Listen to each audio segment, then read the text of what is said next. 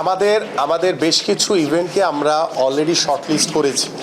এই ইভেন্টগুলোকে আমি আমাদের মাননীয় প্রধানমন্ত্রী জনাব তারেক রহমানের সাথে কথা বলে আমরা যেহেতু চতুর্থ শ্রেণী থেকে খেলাধুলাকে বাধ্যতামূলক করতে যাচ্ছি যে কোনো 5টি ইভেন্টকে, আমরা সেই 5টি ইভেন্টকে এর ভিতরে যেহেতু জনপ্রিয় খেলা হিসেবে আমাদের ক্রিকেট ফুটবল তো অবশ্যই থাকবে, বাকি 3টি স্পোর্টসকে আমরা গুরুত্ব দিতে চাই যে স্পোর্টসগুলোতে আমাদের এশিয়ান গেমস কিংবা অলিম্পিকে ভালো কিছু করার সুযোগ রয়েছে। করোনা বা যে কোনো ভাইরাসের এগেইনস্টে ফাইট মানি ব্যাকট্রলের লেফট রাইট। কারণ আমরা যখন গ্রাসরুট লেভেল থেকে এটার চর্চাটা শুরু করব, আলটিমেটলি একটা পর্যায়ে কিন্তু এটার একটা রেজাল্ট আমরা পাবো।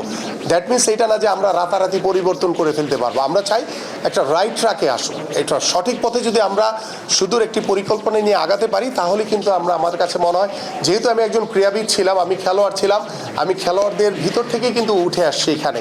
সো আমার কাছে মনে হয় যে খেলোয়াড়দের যেই মানসিক যে বিষয়গুলো রয়েছে, তাদের যে অভাবগুলো রয়েছে, তাদের যে সুযোগ সুবিধাগুলো দরকার, সেগুলো কিন্তু আমি আলহামদুলিল্লাহ ওয়াকিবহাল। তো যার কারণে কিন্তু আমি প্রথমেই বলেছি যে আমার খেলোয়াড়রা হচ্ছে সবার আগে ফোকাস। তাদেরকে আমি মানসিকভাবে, তার পারিবারিকভাবে তাদেরকে স্বাবলম্বী করতে চাই, যাতে শুধু ক্রিকেট কিংবা ফুটবল না, অন্যান্য স্পোর্টসেও যারা খেলবে, বাংলাদেশের প্রতিনিধিত্ব যারা করবে, তাদের যাতে পরিবার নিয়ে টেনশন করতে না হয় বা তার নিজেকে নিয়ে টেনশন করতে না হয় যে সে ভবিষ্যতে কিভাবে চলবে, তার কর্মসংস্থানের কি ব্যবস্থা হবে। এই বিষয়গুলো আমি আল্লাহর রহমতে যারা ক্রীড়াবিদ রয়েছেন, যারা খেলছেন, তাদেরটা তো ইনশাল্লাহ পেশা হিসেবে প্রতিষ্ঠিতর মাধ্যমে আমরা সেটাকে এনশিওর করব। পাশাপাশি খেলা ছেড়ে দেওয়ার পরও তাদের জন্য কর্মসংস্থানে যে রাস্তা আমরা তৈরি করতে যাচ্ছি ইনশাল্লাহ, সেই রাস্তাতে ইনশাল্লাহ আমি আশা করি যে কোনো খেলোয়াড় খেলা ছেড়ে দেওয়ার পর আর হতাশ হওয়ার কোনো কারণ নাই।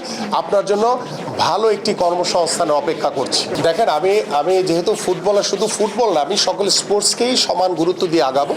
এবং ফুটবল যেহেতু আমরা রিসেন্টলি দেখেছি লাস্ট 6 মান্থ বা লাস্ট 1 ইয়ার যে হামজা চৌধুরী বা আরও XYZ অনেক ভালো ভালো খেলোয়াড়দের আগমনের কারণে কিন্তু ফুটবলে কিন্তু একটি অন্যরকম একটি প্রাণ ফিরে এসছে এবং এটিকে কাজে লাগাতে হবে। আমরা দেখেন লাস্ট আমাদের ম্যাচ কবে হয়েছে আমি জানি না, আপনারা জানেন কিনা, ভুলে আপনার মনে আছে কিনা জানি না।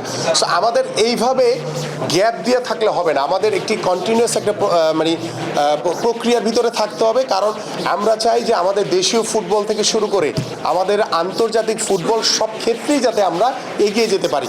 আজকে শুধু আমি মুখে বললাম এটা হবে না, আমি এটাকে সর্বোপরি কার্যকারিতার মাধ্যমে এটাকে প্রতিষ্ঠিত করতে চাই।